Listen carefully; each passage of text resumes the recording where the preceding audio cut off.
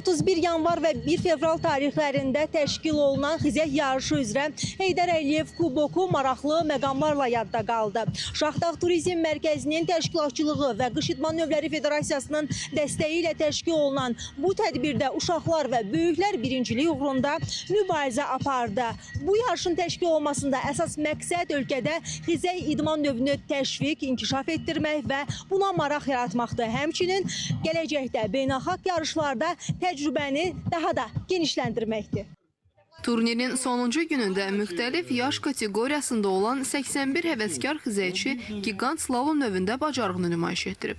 18-22 yaşlı oğlanların yarışında İsmail Tağızadə, qızlar arasında isə Valeriya Duchenko qələbə qazanıb. 23-45 yaşlı kişilər arasında Ramiz Ağayev rəqiblərindən üstün olub.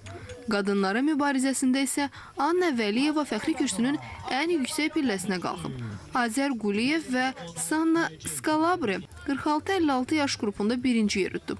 Yaşı 57-dən yuxarı kişilərin yarışında isə Azad Gəlibiyev fərqlənib. 66 yaşım olub. 62 nömrəli idmançı 23 yanvarda. Deməli, bu gün də xizək üzrə yarışmada, kubokda 52 saniyəyə düşdüm. Çox gözəl tədbirlərdir.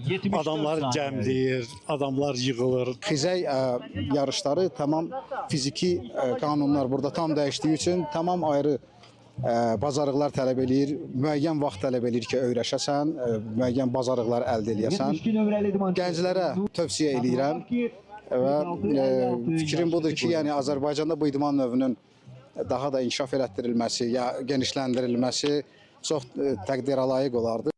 Yarışın sonunda qalib və fərqlənənlər kubok və medallarla təltif olunub.